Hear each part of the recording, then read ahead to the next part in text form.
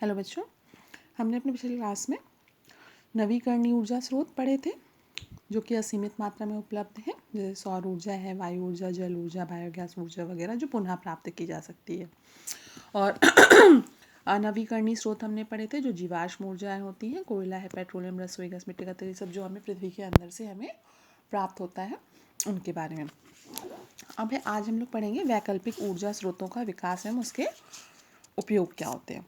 तो सौर ऊर्जा गतिमान वायु, प्रवाही जल की ऊर्जा, समुद्री ज्वार भाटा तथा नाभिकीय ऊर्जा वैकल्पिक ऊर्जा के स्रोत होते हैं। इन पर आधारित कुछ युक्तियों द्वारा वर्तमान में ऊर्जा प्राप्त की जा सकती है। जैसे आप लोग आजकल सौर सेल देखते हो, है ना, सोलर पैनल्स वगैरह लगे होते हैं, परंतु अभी भी इस क्षेत्र में विकास की संभावनाएं अनंत हैं। आइए वैकल्पिक ऊर्जा प्राप्त करने की कुछ युक्तियों के बारे में हम जानते हैं। सौर ऊर्जा पर आधारित कुछ युक्तियां हैं। पृथ्वी पर 1 घंटे में पड़ने वाली जो सौर ऊर्जा है वो समस्त विश्व की जनसंख्या द्वारा 1 वर्ष में प्रयोग की जाने वाली ऊर्जा के बराबर होती है। मतलब पूरे विश्व में जितनी भी पॉपुलेशन है वो 1 वर्ष में जितनी भी ऊर्जा यूज़ करती है वो मात्र 1 घंटे में पृथ्वी पर सूर्य द्वारा प्राप्त हो जाती है। लेकिन पृथ्वी के छोटे एकांक क्षेत्रफल पर पड़ने वाली सौर ऊर्जा काफ़ी कम होती है, इसलिए हम लोग विभिन्न युक्तियों के द्वारा उसको हम लोग बढ़ाने की कोशिश करते हैं, उसको सेव करने की कोशिश करते हैं। इस ऊर्जा के छोटे भाग का उपयोग करने के लिए हमें ऐसी युक्तियों की आवश्यकता होती है जो इसे बड़े क्षेत्र से एकत्र कर सकें। यह भी खोज की गई है कि काले पृष्ठ द्वारा सौर ऊर्जा जो का अवशोषण जो है सफ़ेद पृष्ठ की अपेक्षा अधिक होता है। सौर कुकर जो है वो इसी पर आधारित युक्ति होती है। सोलर कुकर क्या होता है? ऐसा कुकर, मतलब जैसे कुकर में हम लोग खाना बनाते हैं ना, वैसे ही यहाँ पे भी है कि ऐसा बॉक्स हम लोग यूज़ करते हैं, बॉक्स नुमा सोलर कुकर यूज़ करते हैं जिसमें हम लोग सूर्य की सौर ऊर्जा का प्रयोग खाना बनाने में हम कर सकते हैं। अब डायरेक्टली अगर हम टिफ़िन में भर के खाना या चाय धूप में रख दें तो क्या वो चाय बन जाएगी? नहीं बनेगी ना। पानी सब चीज़ें डाल के रख दें तो नहीं, क्योंकि वो उतना टेम्परेचर नहीं गेन कर पाती है कि बॉयल हो सके। परंतु अगर हम सोलर कुकर में ये काम करेंगे तो वो चीज़ हो जाएगी। तो इसके लिए हम लोग क्या करते हैं, एक बॉक्स नुमा सोलर कुकर बनाते हैं। इसके लिए होता क्या है, लकड़ी का एक बॉक्स होता है, आयताकार बॉक्स होता है, वर्गाकार बॉक्स होता है। इसके ऊपर हम लोग एक कांच का पारदर्शी ढक्कन लगा देते हैं और इसके ऊपर साइड में एक परावर्तक यानी समतल दर्पण बड़ा लगाते हैं ढक्कन में, जो कि आपका अब ये पूरा बंद हो सकता है, ठीक है। और मतलब डबल ढक्कन हो गया, एक कांच की प्लेट का हो गया और दूसरा क्या हो गया, परावर्तक यानी समतल दर्पण का हो गया। अब होता क्या है, इसके अंदर का पोर्शन पूरा हम लोग ब्लैक आउट कर देते हैं, ब्लैक कर देते हैं, और इसमें जो बॉक्सेस रखते हैं वो जनरली हम लोग एल्यूमिनियम के डिब्बे रखते हैं और उसको भी काला पेंट कर देते हैं। अब जब हमने इसको इसके अंदर रखा और ऐसे हम लोग इसको धूप में अरेंज करते हैं जिससे कि सूर्य की किरणें इसके परावर्तक तल पर पड़े। परावर्तक तल पर पड़ेंगी, मतलब जब आपका समतल दर्पण पर पड़ेंगी तो वहाँ से परावर्तित होकर के बॉक्स के अंदर जाएंगी। अब चूंकि लकड़ी का बॉक्स है, इस वजह से क्या होगा कि जो ऊष्मा अंदर जा रही है वो बाहर निकलने में थोड़ा टाइम लेगी, उतनी जल्दी नहीं निकलती, क्योंकि लकड़ी ऊष्मा की कुछ चालक होती है। सो दैट अंदर का टेम्परेचर धीरे धीरे बहुत ज़्यादा बढ़ जाएगा और आसानी से 1 घंटे के अंदर टेम्परेचर काफ़ी ज़्यादा हो जाता है, जिससे कि आपका खाना जो है, आलू वगैरह बॉईल करना चाहो या चावल बनाना चाहो तो वो सब चीज़ें आपकी ईजिली इसमें बन जाएगी। इसमें जो हम लोग बॉईल करने वाली चीज़ें आसानी से बन जाती हैं। तड़का लगाना है कोई चीज़ का या रोटी बनानी है तो वो थोड़ी सी दिक्कत होती है। उसके लिए फिर हम लोग अवतल दर्पण परावर्तक का यूज़ करते हैं। जो ये परावर्तक होना चाहिए वो अवतल दर्पण के आकार का होना चाहिए, जिससे कि एक पॉइंट पर जो है किरणें जो है संकेंद्रित होंगी, जिससे कि वहाँ का टेम्परेचर, उस पॉइंट का टेम्परेचर बहुत ज़्यादा बढ़ जाएगा। तो वहाँ पे उस पॉइंट पे आप लोग छौंका या तड़का भी लगा सकते हो। तो सोलर कुकर द्वारा सौर ऊर्जा को ऊष्मीय ऊर्जा के रूप में एकत्रित करके इसे भोजन पकाने में प्रयोग करते हैं। चित्रानुसार सूर्य की प्रकाश किरणें कुकर के कांच के ढक्कन पर तथा परावर्तक पर पड़ती हैं। कांच के ढक्कन पर तथा परावर्तक से परावर्तित होकर आने वाली प्रकाश किरणें बॉक्स में रखे बर्तन तथा उसकी भीतरी दीवारों पर पड़ती है। बर्तन की बाहरी सतह तथा बॉक्स की दीवारें व तली सभी काले रंग की होती हैं, जिससे सूर्य की किरणों की ऊर्जा को अवशोषित कर लिया जाता है। परिणाम स्वरूप बॉक्स के अंदर का ताप बढ़ जाता है। 2-3 घंटों में इसके अंदर रखा खाना बन जाता है। सोलर कुकर की सहायता से चपाती बनाने और फ्राई करने के लिए के अतिरिक्त सभी प्रकार के भोजन पकाए जा सकते हैं। अब इसमें क्या होता है, भोजन धीरे धीरे पकता है, इसकी वजह से इसमें जो है जो पौष्टिक तत्व होते हैं वो भी नष्ट नहीं होते हैं। दूसरा होता है सौर सेल, सोलर सेल। इसके लिए हम लोग सोलर पैनल का यूज़ करते हैं, वो सेमीकंडक्टर्स का बना होता है। सौर सेल वह युक्ति है जिसमें सूर्य की प्रकाश ऊर्जा को विद्युत ऊर्जा में बदला जाता है। मतलब इसके सहायता से हम लोग बैटरी लगी होती है, बैटरी को चार्ज करते हैं, फिर जब सूर्य नहीं भी निकला होता है उस बैटरी के द्वारा हम लोग अपनी चीज़ों को चला सकते हैं। सौर सेल बनाने में सिलिकॉन का प्रयोग करते हैं। एक सौर सेल लगभग 0.5 वोल्ट का तथा विभवांतर 0.6 एम्पीयर की विद्युत धारा उत्पन्न कर सकता है। अधिक विद्युत धारा प्राप्त करने के लिए अधिक संख्या में हम लोग सौर सेलों को जोड़ते हैं सीरीज में, जिसे सोलर पैनल कहते हैं।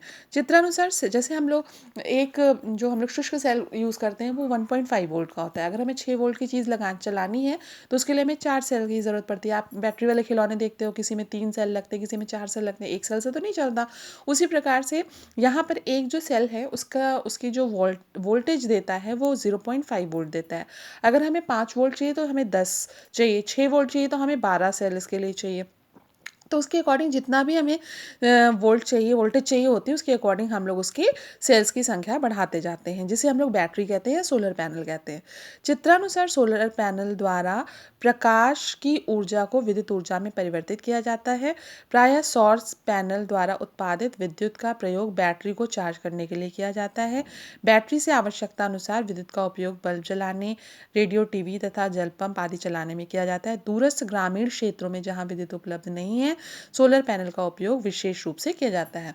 आजकल गाँव में जहाँ पर इलेक्ट्रिसिटी की लाइंस नहीं है वहाँ पर क्या हो, हर खंभों पे इस तरह से सोलर पैनल लगा दिए जाते हैं, उसके साथ बैटरी लगा दी जाती है और दिन भर में वो चार्ज होती है। और रात में वहाँ की जो रोड लाइट होती है, यहाँ मतलब सिटीज़ में भी देखिए काफ़ी रोड लाइट जो है सोलर पैनल से जलती हैं। दिन में वो चार्ज होती हैं, रात में वो जलती हैं। तो जिससे क्या है कि अन्यथा आपको एक्सेस ऑफ जो हमारी बिजली है वो यूज़ नहीं करनी पड़ती। यहीं से हमको सोलर एनर्जी के थ्रू ही हम लोग उसका काम ले लेते हैं।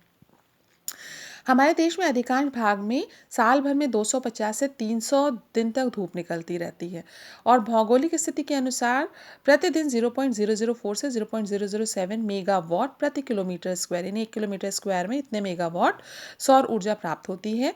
एक अनुमान के अनुसार प्रति वर्ष पूरे देश में कुल 5 लाख करोड़ मेगावाट सौर ऊर्जा प्राप्त होती है। वर्तमान में सौर ऊर्जा से भारत के कुल विद्युत ऊर्जा का उत्पादन 5.571 मेगावाट है। मतलब सौर ऊर्जा का प्रयोग करके हम लोग बिजली बना भी रहे हैं। नेक्स्ट होता है सौर जल ऊष्मक। सौर जल ऊष्मक यानी सोलर वाटर हीटर। जैसे गीज़र होते हैं ना वैसे ही सोलर वाटर हीटर। अब गीज़र्स तो हम लोग इलेक्ट्रिसिटी से चलाते हैं, पर बहुत से ऐसे होटल्स वगैरह होते हैं पहाड़ों पे जहाँ पर सौर जल ऊष्मक लगे होते हैं। एक कांच के जैसे हम लोग सोलर कुकर बनाया था वैसे ही इसमें भी होता है। कांच का बॉक्स होता है, ऊपर नीचे लकड़ी का बॉक्स ले सकते हैं, कांच का बॉक्स ही पूरा ले सकते हैं, ऊपर से कांच का ढक्कन भी होता है और चाहे तो इसमें भी परावर्तक हम लगा सकते हैं। पर इसके अंदर जो है हम लोग एक कॉपर की कॉइल लगाते हैं, कॉपर की एक कॉइल लगा देते हैं और फिर उसका कनेक्शन हम लोग टंकी से कर देते हैं। अब होता क्या है कि इसको जब हम लोग धूप में रहता है तो कॉपर की कॉइल में से पानी जाता है, पानी जाएगा और यहाँ से क्या होगा कि जैसे जैसे आपका धूप पड़ेगी, कॉपर जो होता है very good conductor of heat and electricity होता है, तो इसकी वजह से ये बहुत गर्म हो जाता है। जब इससे से पानी गुजरता है तो वो पानी भी क्या होता है गर्म होकर के टंकी में सेव होता रहता है, वो हम लोग निकालते हैं। गर्मियों में अक्सर आप देखिए आपके घरों की टंकियों का भी पानी जो है बहुत गर्म हो जाता है, खौलने लगता है। तो उसी युक्ति पर आधारित है ये कि एक कांच के बॉक्स के अंदर तांबे की ट्यूब लगा दी जाती है। इसका बाहरी सतह को काला कर दिया जाता है जिससे ऊष्मा का अधिक से अधिक अवशोषण हो सके। सूर्य के प्रकाश इसी ट्यूब पर पड़ता है। इस ट्यूब के एक सिरे से ठंडा जल प्रवेश करता है, दूसरे सिरे से गर्म जल निकलता है। उसका उपयोग अस्पतालों व होटलों में किया जाता है। अन्य डिज़ाइन के सौर ऊष्मक भी विकसित किए गए हैं। ऐसे ही एक सौर ऊष्मक द्वारा अनाजों, फलों और सब्जियों को भी सुखाया जाता है। नेक्स्ट आपका है पवन ऊर्जा का प्रयोग। पवन ऊर्जा यानी चलती हुई जो हवा होती है उसे पवन कहते हैं, तो इंग्लिश में विंड बोलते हैं। तो उसके द्वारा हम लोग बिजली बनाते हैं। तो वायु की गतिशील होने से उत्पन्न गतिज ऊर्जा को पवन ऊर्जा कहते हैं। वायु में ऐसी संवहनी धाराएं होती हैं जो सूर्य द्वारा पृथ्वी के पृष्ठ को आसानी से असमान रूप से गर्म करने के कारण उत्पन्न होती हैं, जिन्हें पवन कहते हैं। पवन की दिशा तथा चाल पृथ्वी के प्रत्येक स्थान पर वर्ष भर परिवर्तित होती रहती है, लेकिन पृथ्वी पर किसी भी स्थान पर सालों साल पवन की चाल एवं दिशा में परिवर्तन का पैटर्न बहुत कुछ समान या नियत रहता है।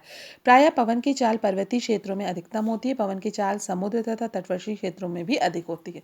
तो जनरली जो आपकी विंडमिल्स होती हैं, यानी जो आपकी पवन चक्कियाँ होती हैं, वो ऐसे क्षेत्रों में लगाई जाती हैं जहाँ पे आसपास समुद्र हो। हम गए थे गुजरात, तो वहाँ पे आप देखिए सोमनाथ से लेके द्वारका के बीच पूरा तटीय क्षेत्र है, पूरा किनारे समुद्र है, उसके दोनों तरफ आप देखिए रोड के दोनों तरफ इतनी बड़ी बड़ी विंड मिल्स पूरे रास्ते लगी हुई, 250 किलोमीटर डिस्टेंस पे हमने देखा कि पूरे रास्ते विंड मिल्स लगी हुई हैं। वहाँ पे हवा की गति बहुत तेज़ होती है, और ये काफ़ी ऊंची करके लगाई जाती हैं, जिससे कि हवा की गति तेज़ हो तो ये तेज़ इसके ब्लेड घूमेंगे, और इसके ब्लेड जब घूमते हैं तो उससे लगा जो है क्रैक शाफ्ट घूमता है, उससे लगा दांतेदार पहिया घूमता है। पहिया घूमने से क्या होता है, आटा चक्की वाली पीस पे या फिर डायनमो चलाया जाता है, डायनमो से बिजली बनाई जाती है। इस तरह से बहुत से इसके यूटिलाइजेशन है। तो वायु के गतिशील होने से उत्पन्न गतिज ऊर्जा को पवन ऊर्जा कहते हैं। इसका उपयोग पवन चक्की के ब्लेडों को घुमाने में किया जाता है। पवन चक्की के द्वारा चित्रानुसार जल पंप या आटा चक्की भी चलाई जाती है। अपने देश के तमिलनाडु और गुजरात प्रदेशों में पवन ऊर्जा पर आधारित विंडमिल फॉर्म द्वारा विद्युत ऊर्जा का उत्पादन किया जा रहा है। आजकल कुछ क्षेत्रों में अनेक पवन चक्कियों के समूहों द्वारा पवन मिल फॉर्म बनाकर विद्युत का उत्पादन किया जाता है। अब आता है जल ऊर्जा। बहते हुए जल में भी क्या होता है, ऊर्जा होती है। तो बहते हुए जल में गतिज ऊर्जा होती है। इस गतिज ऊर्जा को जल विद्युत संयंत्र द्वारा विद्युत ऊर्जा में बदला जाता है। इस प्रकार बहता हुआ जल ऊर्जा का स्रोत है। नदी पर बांध बनाकर अत्यधिक मात्रा में पानी को एकत्रित किया जाता है। कम से कम 10 मीटर की ऊंचाई से चित्रानुसार जल को टरबाइन की पंखुड़ियों पर गिराया जाता है, जिससे टरबाइन जो है वो तेजी से घूमने लगती है। टरबाइन के घूमने से उससे जुड़े जनित्र से विद्युत ऊर्जा उत्पन्न होती है। विद्युत तारों की सहायता से उत्पन्न विद्युत ऊर्जा को गांवों, शहरों और कस्बों में भेजा जाता है। पहाड़ी स्थानों पर जल प्रवाह अनवरत रूप से प्राप्त होता रहता है। जल संयंत्र स्थापित करना अत्यधिक उपयोगी होता है। रिहंद, भाखड़ा नागल तथा टिहरी टिहरी में जल द्वारा विद्युत उत्पन्न करने के लिए संयंत्र स्थापित किए गए। यहाँ पे बड़े बड़े डैम्स बनाए जाते हैं। जब डैम्स बनाए जाते हैं, पानी रोका जाता है, जब ऊपर से पानी गिराया जाता है उसकी पंखुड़ियों पे, तो डायनेमो आपका चलने लगता है, टरबाइन चलती है, फिर डायनेमो चलता है, जिससे कि आपकी अत्यधिक मात्रा में ऊर्जा उत्पन्न होती है, उसको हम लोग सेव करते हैं। नेक्स्ट आता है समुद्री ज्वार और भाटा से ऊर्जा। समुद्र तट पर सामान्य तरंगों के अतिरिक्त विशाल सामुद्रिक तरंगें भी आकर टकराती हैं, जो करोड़ों लीटर जल को गति प्रदान करती है। इस प्रकार की तरंगें प्रायः दिन में 2 बार बनती हैं तथा विलुप्त होती हैं। इन तरंगों को ज्वार भाटा कहते हैं। ज्वार भाटा के समय तरंगों में अपार ऊर्जा होती है। इस ऊर्जा को विद्युत ऊर्जा में बदला जा सकता है। इस प्रकार ज्वार भाटा की ऊर्जा का भी नवीकरणीय स्रोत है, पुनः उत्पन्न होने वाली है तथा इसका उपयोग करके ऊर्जा संकट को हम लोग कम कर सकते हैं। पृथ्वी में सागर तटों से टकराती लहरों द्वारा निर्मुक्त कुल ऊर्जा अनुमानतः 20 से 30 लाख मेगावाट है, लेकिन ऐसे स्थानों की संख्या सीमित है जहां इस ऊर्जा का सफलतापूर्वक दोहन किया जा सके। महासागर तरंगों की ऊर्जा से उचित मूल्य पर विद्युत उत्पादन के लिए वही स्थान उपयुक्त माने गए हैं जहां तट के प्रति किलोमीटर से औसतन 40 मेगावाट ऊर्जा प्राप्त की जा सकती है। अब है जैविक पदार्थ यानी जैव मात्रा या ऊर्जा स्रोत, जो गोबर गैस प्लांट हमारा होता है। ये देखिए, इसमें क्या होता है, गोबर और पानी को मिलाकर स्लरी बनाई जाती है, फिर उससे ऊर्जा विमुक्त होती है। ऊर्जा विमुक्त होने से विभिन्न प्रकार की गैसें निकलती हैं। वो गैस जो है हमारी बायोगैस के रूप में यूज होती है। जीव जंतुओं के मलमूत्र, गोबर, कचरा, कृषि उत्पादों, अपशिष्ट आदि को जैव मात्रा कहते हैं। इनका विशेष प्रकार के से संयंत्र में विघटन कर ऊर्जा के एक स्रोत बायोगैस का उत्पादन किया जाता है। गोबर में संचित रासायनिक ऊर्जा को बायोगैस में बदलने का कार्य गोबर गैस प्लांट में किया जाता है। ये चित्रानुसार मिक्सिंग टैंक में गोबर को जल के साथ मिलाकर पाचक टैंक में डाला जाता है। इसमें मीथेन और कार्बन डाइऑक्साइड के मिश्रण युक्त गैस उत्पन्न होती है। इस गैस को गोबर गैस या बायोगैस कहते हैं। इसके अतिरिक्त इसमें हाइड्रोजन सल्फाइड तथा हाइड्रोजन गैस भी अल्प मात्रा में होती है। गैस प्लांट के शेष अपशिष्ट पदार्थ को कंपोस्ट खाद के रूप में हम लोग प्रयोग कर सकते हैं। नेक्स्ट है आपका नाभिकीय ऊर्जा या परमाणु ऊर्जा। नाभिकीय ऊर्जा में क्या होता है कि जब नाभिक जो है, नाभिकीय संलयन विखंडन होता है तो उसमें अपार मात्रा में ऊर्जा विमुक्त होती है। उस ऊर्जा को हम लोग एटम बॉम्ब में अनियंत्रित ऊर्जा के रूप में यूज़ करते हैं, परंतु हम लोग परमाणु भट्टी में उसको नियंत्रित करके हम लोग वैद्युत ऊर्जा में कन्वर्ट कर लेते हैं। आपने यह पढ़ा है कि किसी परमाणु का द्रव्यमान उसके सघन नाभिक में होता है। इसी में हमने आपको बताया भी था कि परमाणु में नाभिक के भीतर उसके प्रोटॉन और न्यूट्रॉन होते हैं, उसके चारों ओर उसमें इलेक्ट्रॉन होते हैं। तो उसका जो परमाणु भार होता है वो नाभिक के अंदर प्रोटॉनों और इलेक्ट्रॉन न्यूट्रॉनों के द्रव्यमानों के योग के बराबर होता है। इसी में परमाणु की अधिकांश ऊर्जा भी होती है। जब किसी भारी तत्व यूरेनियम का नाभिक हल्के बेरियम तथा क्रिप्टन नाभिकों में टूटता है तो अत्यधिक परिमाण में ऊर्जा विमुक्त होती है। इस प्रक्रम को विखंडन कहते हैं। नाभिक का विखंडन यानी टूटना। नाभिक के विखंडन से प्राप्त ऊर्जा को नाभिकीय ऊर्जा कहते हैं। यदि नाभिक के विखंडन की क्रिया को नियंत्रित न किया जाए तो यह क्रिया बहुत तेजी के साथ होती है। इसे विखंडन की अनियंत्रित अभिक्रिया कहते हैं। इस प्रक्रम में अल्प समय में विशाल मात्रा में ऊर्जा विमुक्त होती है, जिससे परमाणु बम जैसा विस्फोट हो सकता है। उपयोगी रूप से ऊर्जा उत्पादन के लिए नाभिकीय विखंडन की क्रिया को हमें नियंत्रित करना आवश्यक है। आपने नाभिकीय भट्टी का नाम अवश्य सुना होगा। नाभिकीय भट्टी में नियंत्रित दर पर परमाणु ऊर्जा प्राप्त होती है, जिसका उपयोग विद्युत उत्पादन के लिए नाभिकीय पावर प्लांट में किया जाता है। परमाणु भट्टी में नाभिकीय विखंडन से उत्पन्न ऊष्मा से जल गर्म करके भाप बनाई जाती है और उच्च दाब पर भाप को टरबाइन चलाई जाती है जो विद्युत जनित्र से जुड़ी होती है, मतलब जनरेटर चलता है। विद्युत जनित्र उत्पादित कर नाभिकीय ऊर्जा को अंततः विद्युत ऊर्जा में परिवर्तित कर लेता है। परमाणु भट्टी में परमाणु विखंडन यानी नाभिकीय विखंडन की क्रिया नियंत्रित होती है। नाभिकीय भट्टी में उत्पन्न नाभिकीय ऊर्जा बहुत अधिक समय तक चलने वाली ऊर्जा का स्रोत है। वर्तमान में अपने देश में कलपक्कम तमिलनाडु में, कुडाकुलम तमिलनाडु, तारापुर महाराष्ट्र, रावतभाटा राजस्थान, कैका कर्नाटक, काकारापार गुजरात और नरोरा उत्तर प्रदेश में नाभिकीय ऊर्जा संयंत्र स्थापित किए गए हैं। अच्छा, इसमें आप देखिए 1 किलोग्राम यूरेनियम के विखंडन से आदर्श रूप में 100% दक्षता होने पर 1000 मेगावाट प्रतिदिन के तुल्य विद्युत ऊर्जा का उत्पादन हो सकता है, लेकिन वास्तविक रूप से रूपांतरण की दक्षता 30% होने के कारण वास्तविक ऊर्जा उत्पादन 300 मेगावाट प्रतिदिन होती है। और 2500 टन कोयले को जलाने पर उत्पन्न विद्युत ऊर्जा 1 किलोग्राम यूरेनियम से उत्पन्न ऊर्जा के बराबर है। मतलब 1 किलोग्राम यूरेनियम से जो ऊर्जा हमें मिल रही है वो 2500 टन, 2500 टन का मतलब 2500 के आगे 100 जीरो और लगा, 2 जीरो और लगा लो, तब जाकर के उतने किलोग्राम कोयले को जलाने से मिलेगी। तो सोचो, बहुत फायदेमंद है। ऊर्जा के भावी वैकल्पिक स्रोतों के रूप में हाइड्रोजन और अल्कोहल का उपयोग ईंधन के रूप में अंतरिक्ष यानों एवं उच्च ताप वाली ज्वाला प्राप्त करने में होता है। अब आता है हमारे जीवन के लिए ऊर्जा की क्या आवश्यकता है। आदिकाल से ही मानव को जीवन निर्वहन से के लिए ऊर्जा की आवश्यकता मुख्य रूप से भोजन पकाने के लिए थी। उस समय ऊर्जा का प्रमुख स्रोत लकड़ी थी। जैसे जैसे समय विकसित हुआ, ऊर्जा की मांग बढ़ती गई। विज्ञान प्रौद्योगिक क्षेत्र में हुए अनुसंधानों के कारण ऊर्जा जीवन को सुखमय बनाने के लिए अनेक संसाधनों, उद्योगों, यातायात, मनोरंजन के लिए अनेक उपकरणों के उपयोग के लिए ऊर्जा की आवश्यकता होती गई।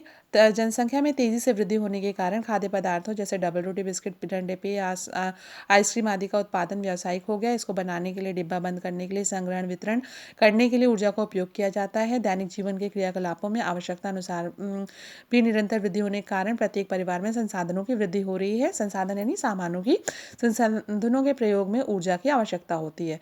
जनसंख्या और दैनिक क्रियाकलापों में वृद्धि के फलस्वरूप ऊर्जा की मांग निरंतर बढ़ती जा रही है। आप अपने घर में ही देखिए, किसी घर में एसी भी है, कूलर भी है, सब कुछ चलता रहता है, तो कितनी ज़्यादा ऊर्जा व्यय होती है।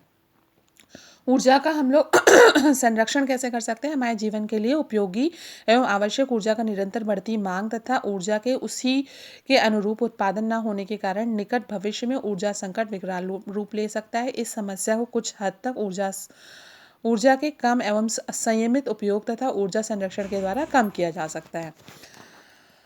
ऊर्जा संरक्षण हेतु निम्न उपाय अपनाने चाहिए। ऊर्जा अपव्यय की रोकथाम और ऊर्जा बचत की उचित आदतों का ज्ञान ऊर्जा बचत में सहायक हो। जैसे आप घर से निकलिए, अपने कमरे से निकलिए तो अपने सारे स्विच को ऑफ कर देना चाहिए। ऊर्जा संरक्षण के दृष्टिकोण से परंपरागत ऊर्जा स्रोतों का उपयोग यदा कदा ही करना उपयुक्त होगा। घर के विद्युत उपकरण जैसे पंखे, बल्ब, हीटर आदि को अति आवश्यक होने पर ही प्रयोग में लाना चाहिए। आवश्यकता न होने पर इसका उपयोग बंद रखना चाहिए। जहाँ पर संभव हो भोजन पकाने में, भोज्य पदार्थों को सुखाने में, पानी को गर्म करने और सौर ऊर्जा का प्रयोग करना चाहिए। सोलर कुकर से भोजन पकाने पर आवश्यक तत्व भी सुरक्षित रहते हैं।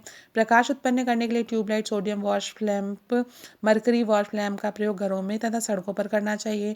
भोजन पकाने के लिए प्रेशर कुकर का प्रयोग करना चाहिए, जिससे ऊर्जा की बचत होती है। खाना पकाने में मिट्टी के तेल के प्रयोग करते समय अच्छे किस्म के स्टोव का प्रयोग करना चाहिए। आसपास के स्थानों में आने जाने के लिए पेट्रोल, डीजल के वाहनों का प्रयोग नहीं करना चाहिए। व्यक्तिगत वाहनों के प्रयोग के स्थान पर यात्रा रेलगाड़ी, बस जैसे सार्वजनिक वाहनों से ही करनी चाहिए। ऐसा करने से ईंधन की बचत होती है। और पूलिंग का सिस्टम आपको मालूम होगा कि जैसे कार, 4 लोगों को एक जगह जाना है, 4 लोग अपनी अपनी कार लेके जाए, इससे अच्छा 4 लोग एक ही कार पे चले जाएं, तो भी आपका प्रदूषण भी कम होता है और साथ ही साथ क्या होता है पेट्रोल की भी बचत होती है। इस चैप्टर में आपने क्या क्या सीखा? ऊर्जा के स्रोत को 2 भागों में बांटा गया है, सीमित यानी अनवीकरणीय ऊर्जा के स्रोत और असीमित यानी नवीकरणीय ऊर्जा के स्रोत। जल, पवन, जैव गैस तथा सूर्य का प्रकाश नवीकरणीय ऊर्जा के स्रोत हैं। कोयला और पेट्रोलियम अनवीकरणीय ऊर्जा के स्रोत हैं। लकड़ी, कृषि अपशिष्ट, उपले, गोबर के कंडे तथा कोयला मुख्य ठोस ईंधन है। मिट्टी का तेल, पेट्रोल, डीजल मुख्य द्रव ईंधन है। सौर ऊर्जा का उपयोग सौर कुकर, सौर सेल तथा आदि युक्तियों में किया जाता है। बहते हुए जल का उपयोग विद्युत के उत्पादन में किया जा सकता है। इस प्रकार विद्युत को जल विद्युत ऊर्जा कहते हैं। पवन ऊर्जा का उपयोग भी विद्युत ऊर्जा के उत्पादन में किया जाता है। पौधे तथा जंतुओं के अपशिष्टों के अपघटन द्वारा उत्पन्न मीथेन तथा कार्बन डाइऑक्साइड के मिश्रण को जैव गैस या बायोगैस कहते हैं। यह प्रक्रम वायु की अनुपस्थिति में एक टैंक में होती है, जिसे बायोगैस संयंत्र कहते हैं। जब किसी भारी तत्व का नाभिक हल्के नाभिकों में टूटता है या अत्यधिक परिमाण में ऊर्जा विमुक्त होती है, इस प्रक्रम को नाभिकीय विखंडन कहते हैं। विकास के साथ साथ ऊर्जा की मांग में वृद्धि हुई है, अतः विभिन्न ऊर्जा स्रोतों का न्याय संगत उपयोग किया जाना चाहिए। अनवीकरणीय ऊर्जा स्रोत समाप्त होते जा रहे हैं, अतः हमें नवीकरणीय ऊर्जा स्रोतों का अधिकाधिक उपयोग में लाना चाहिए। ऊर्जा की बचत भी ऊर्जा उत्पादन है। हमें वृक्ष ऊर्जा दक्ष युक्तियों का उपयोग करना चाहिए। ऊर्जा का संरक्षण भी हमें करना चाहिए। तो बच्चों, ये चैप्टर आपका खत्म हो गया। अब आपका एक चैप्टर बचा हुआ है। मंडे को इसके लिए हम आपको इसके क्वेश्चन आंसर्स कर लेंगे और फिर एक चैप्टर कार्बन वाला बचा है, उसको हम लोग पढ़ा लेंगे, तो आपका कोर्स जो है खत्म हो जाएगा। ओके बच्चों, thank you, have a nice day.